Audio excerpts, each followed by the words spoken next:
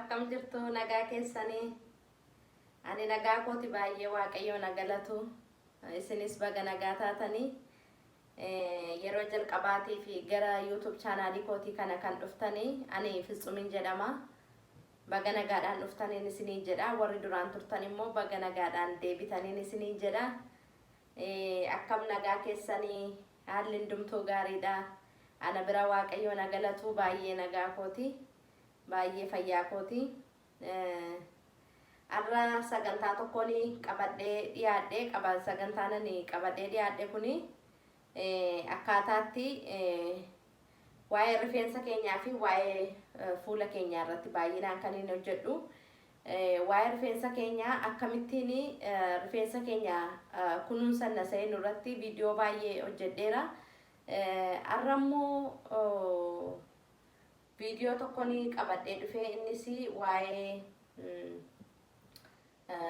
mataatti waan yookaan rifeensatti waan dibannudha innis immoo rifeensatti rifeensa keenyaa fi wanta baay'eetu ta'u yeroo baay'ee yaallee ilaallee yoo nu ta'u baate immoo isa tokko yaallee isa nuuf ta'e sana itti fufnee godhanna jechuudha.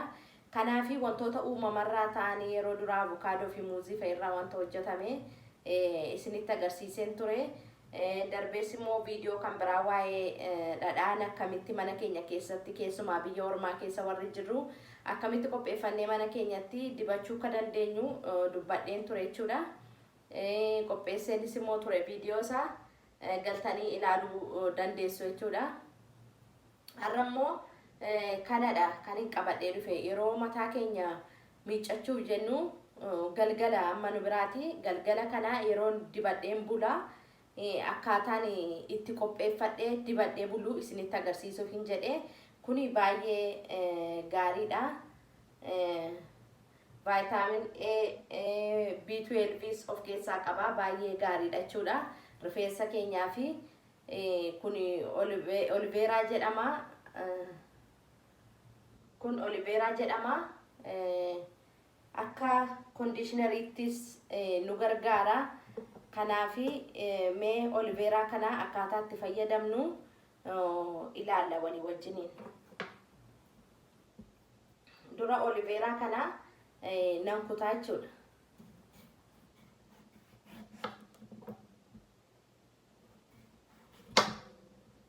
Keessi isaa baay'ee kan itti namatti tolu jeelii qaba keessi isaa.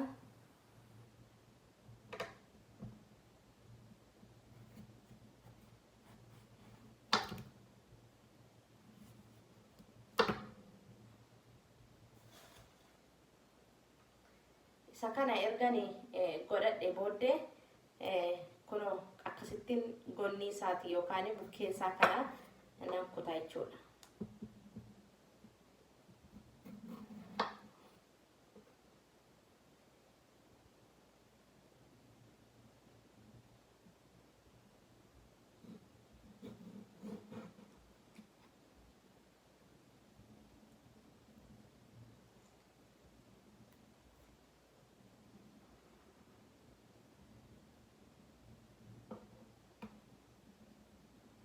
Kuno akkasittiinidha. Qodaa qopheeffadheen jira. Qodicha keessattiin oliveeraa kana akkasittiin fuudhee isa booddee maashinii kanattiin daakaa jechuudha.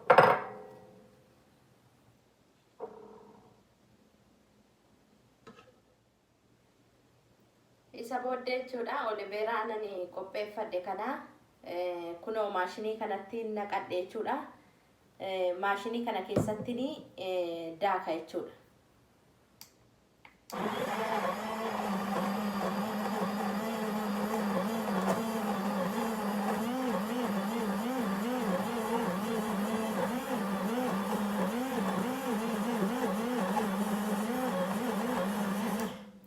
Amani sirriitti bullaa'utti daaka.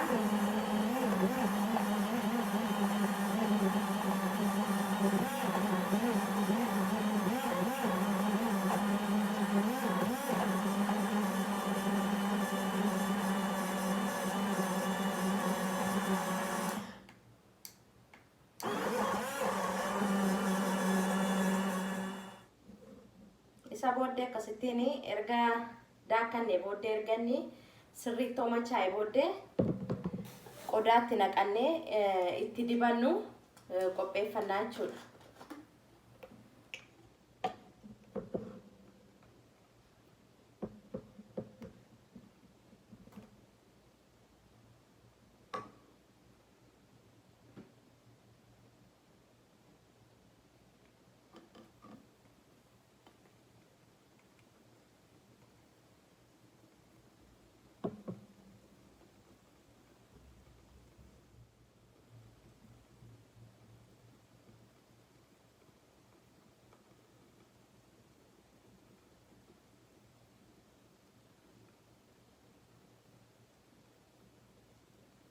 Gingishaadhaan calalachuu nuuf wayyaa.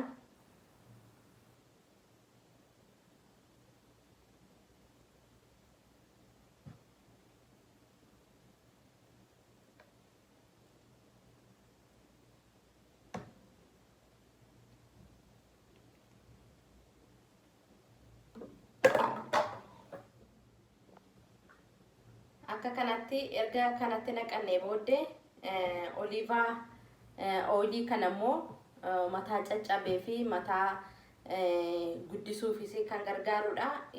Isa immoo itti godhannaa jechuudha.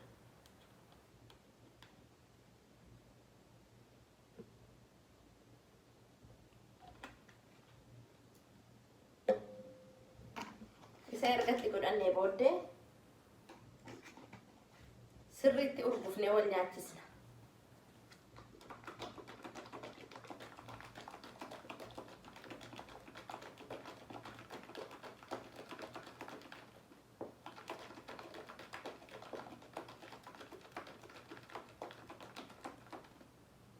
Kun caccabaa mataafis hin fayyada. Addarraan kan dhumu mataan namaa asirraan dhumee kan fagaatu akkas dudduubatti gara dudduubaatti kan dhumuuf fi in gargaara. Rifeensa keenya caccabuurraa in oolcha jechuudha. Kanaaf anamma wantoota ani dibadhu mataa koo irratti jijjiirama naa fideera. Yeroo duraa mataan koo amma kanan ga'u. Mataa koo irratti jijjiirama naa fidaa jira jechuudha. Kanaaf sirriitti kunuunsuun gaariidha mataa ofii.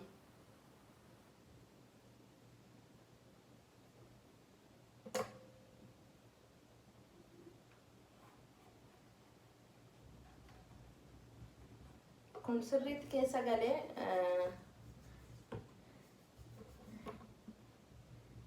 keessa isaa kan sirriitti argatu nuuf godha.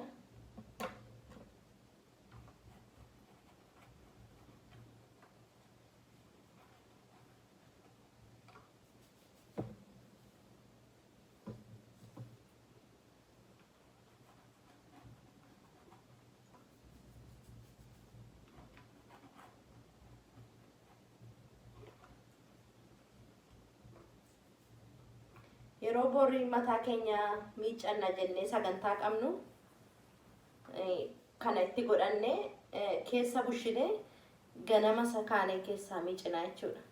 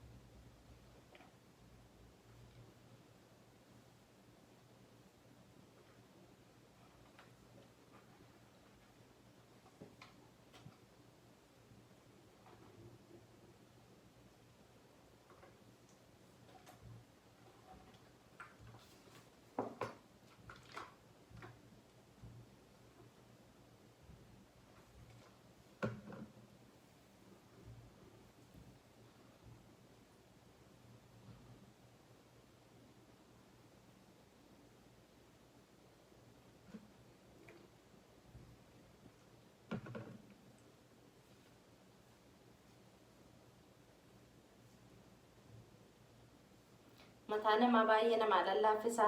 Oliveeraan mataa namaa lallaaffisutti beekamaadha.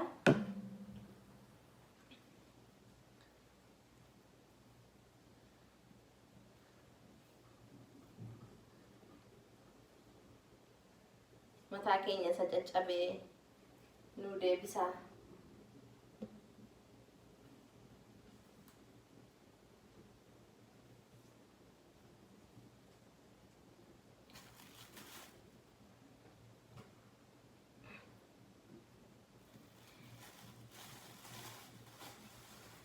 Isa booddee pestaalii kana immoo akkasitti itti godhanna. Maaliif mana keessa yeroo rafnu shaashiitti hidhannee daballee shaashiitti hidhannee akka inni wayitti nu jalaan buunetti akkasitti kunuunsina jechuudha rifeensa keenya. Akkaataatti oliveeraa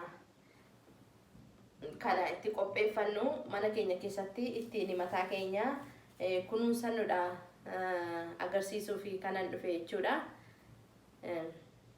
Kan biraa immoo ani shaampuu fi kondiishinarii kan biraa gargaaramaan ture. Kuni baay'ee gaariidha sababii jedhameefi nan yaala jedheen biteen jira. Onlaayinii bitee Amaazonii irraan bitee kana yoonni gaarii ta'e isinan beeksisaa jechuudha. Kana shaampuusaaf kondiishinarii isaati. Kanaafi wantoota gaarii ta'an hundumaa qophii isaa qabadhee isiniif nan dhufa jechuudha. Waan na dhaggeeffattaniifi baay'ee guddaa galatoomaan isiniin jedha. YouTubein koo kun YouTubii keessanii akkan jabaadhee kana caalaa hojjedhuufi laayikii godhaa, sheerii godhaa, sabskraayibii gochuuni maatii nuuf ta'a isiniin jenna. Baay'ee guddaa galatoomaa naaf jiraadhaan isiniin jedha. Baay'een isin kabajaa, baay'een isin jaalladha. Bye.